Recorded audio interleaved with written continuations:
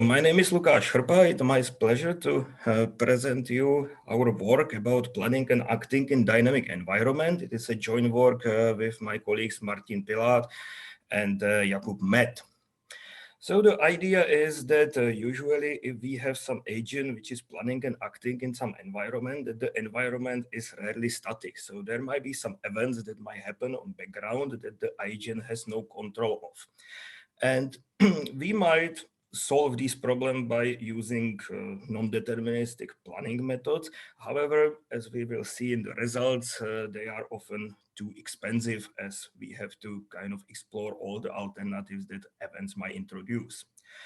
On the other hand, traditional planning, execution, and replanning approaches, which work in the way that if, let's say, something unexpected happens, so that the new plan is generated.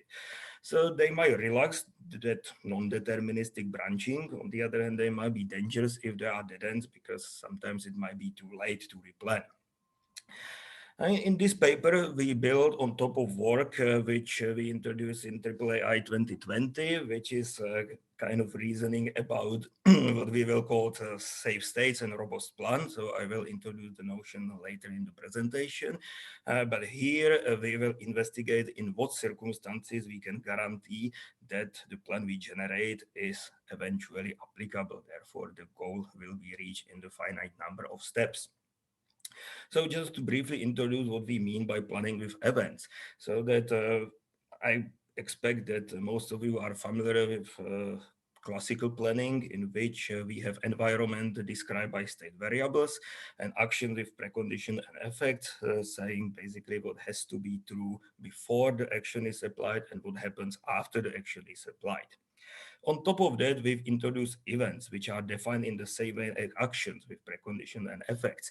The thing is that the agent has no control of events, and the event might occur or might not if its precondition is satisfied. And then for the planning task, we have planning domain model with a set of variables, actions, and events, and planning problem as in classical planning with initial states and goal we want to achieve.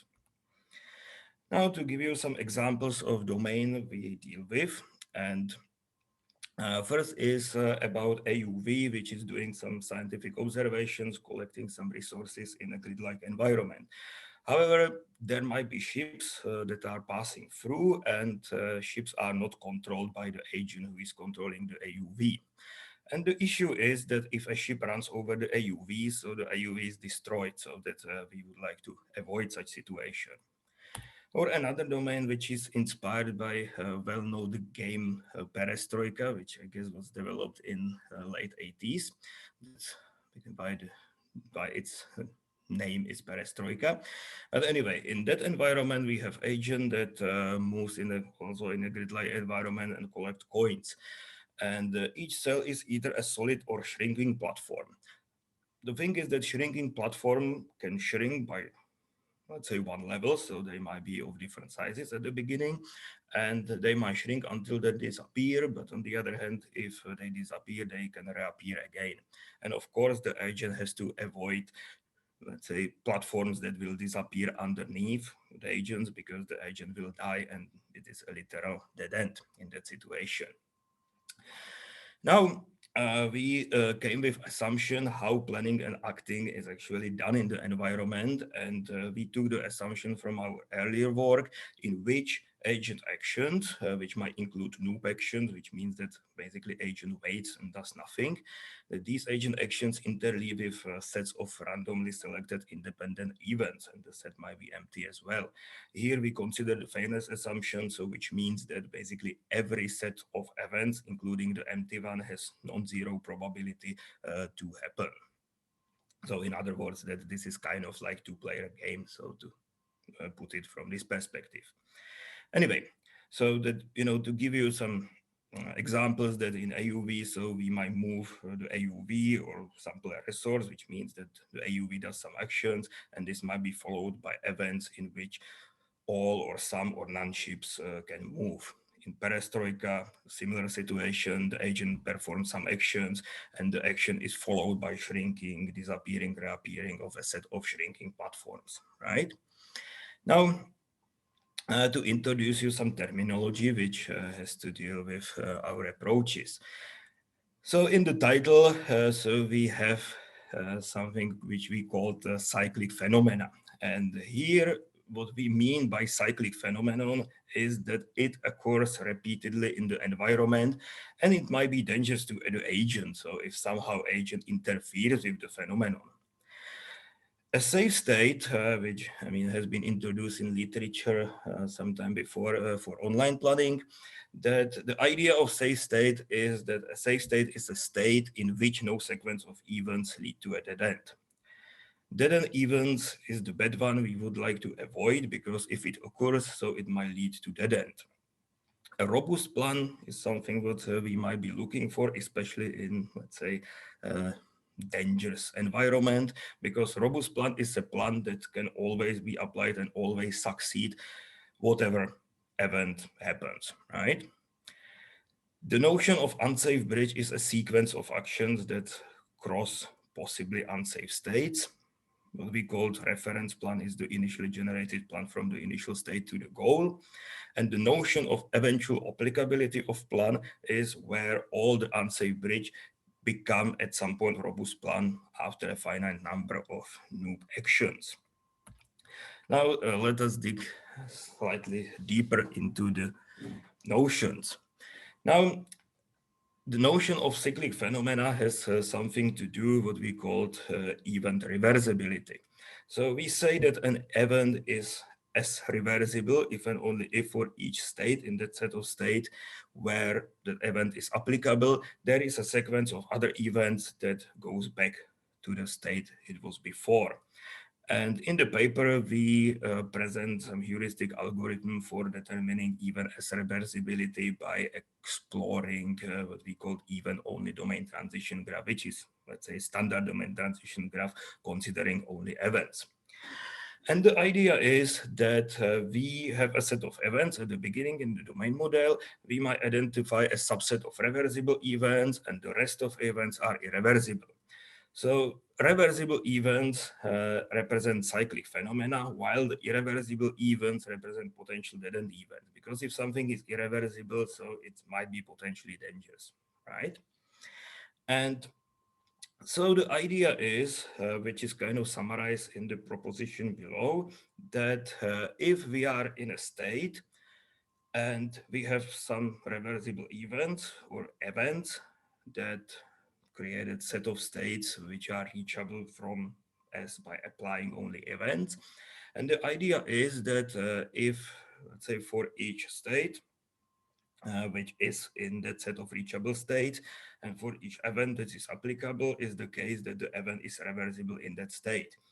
Therefore, that set of reachable states form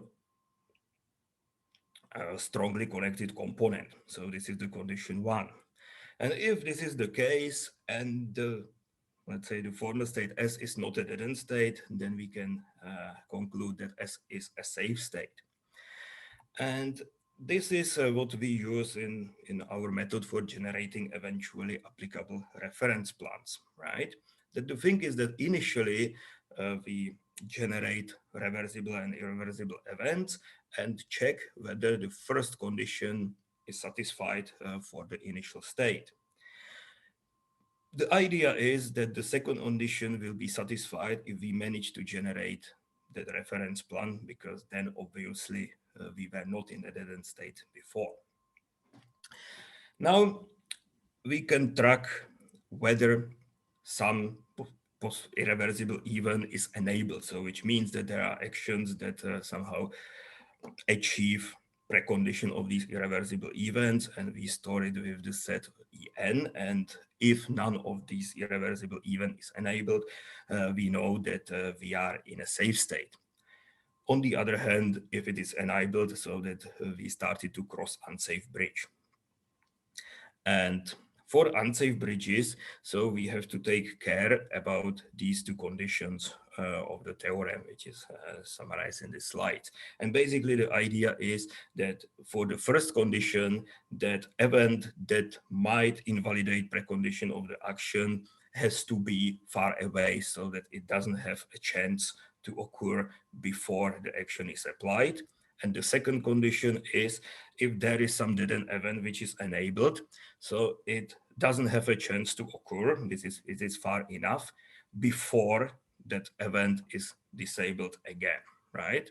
So these are two conditions that are here incorporated in the algorithm that has to be checked for the unsafe bridge to be considered eventually applicable, right? Because we can derive that there is some state, some configuration in which we can safely cross the unsafe bridge, where the unsafe bridge becomes a robust plan. So that's to show you a simple example where we have an AUV which would like to collect this resource here. Now, we can generate this reference plan, which is the shortest one. The problem is that we will find out that this is not eventually applicable according to our terminology, because if the ship is in the middle cell, it blocks the plan, so therefore the AUV can't move. But if it is either on the top row or bottom row, it poses a threat because the AUV can move one step to the right, but then a ship can move as well and can destroy the AUV. On the other hand, this plan is eventually applicable because in the bottom row, that unsafe bridge will become a robust plan if the ship is or moves back to the top row. So that the AUV will act in the way that it will move down to the bottom left cell and wait until the ship is in the top row when it happens, so that it can move to the bottom right cell and then up here to collect the resource. Okay, let me show you some results. We specified a problem for each domain. We used Llama to generate these eventually applicable reference plan. We compared our approach to our previous one, which we called limit. And the reason why it is called like that, because it's limiting the length of unsafe bridges. And also we compare it to, let's say, non-deterministic font planning, which is a complete approach. We use some compilation we introduced some time ago, and the planner called PRP, which was developed by Chris Muis and others.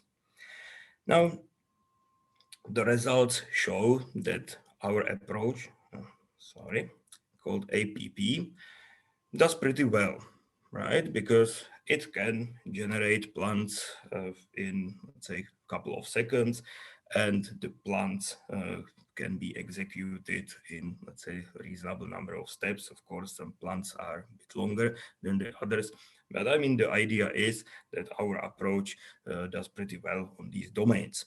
Of course, for font planning, as it has to go through all the alternatives, we are able to solve only these toy problems. Other than that, it will just run out of time or memory.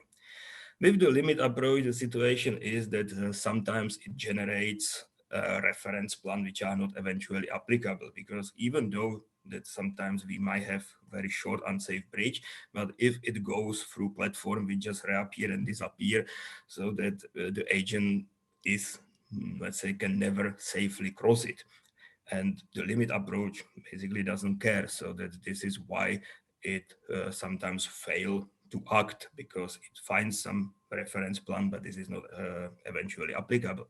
On the other hand, in some cases, it also fails to generate a plan within the time limit. And the reason is that the limit approach is somehow trying to generate plans with increasing number of, let's say, which represent the length of unsafe bridge, which means that it might fail some planning episodes before it generates plan, and it is very time consuming. So just to quickly conclude, so hopefully I'm not too late, that the great news is that our approach works really well, and we can generate what we call eventually applicable reference plan, which can be applied in, let's say, finite number of steps, and it does in a reasonable time. On top of that, we can identify what we call cyclic phenomena automatically, and therefore we don't need to provide safe state explicitly, as for instance, the limit approach requires. Last but not least, we of course don't discard the other non-deterministic planning approaches, because there might be better options for other classes of problems. Okay, that's it. Thank you for your attention.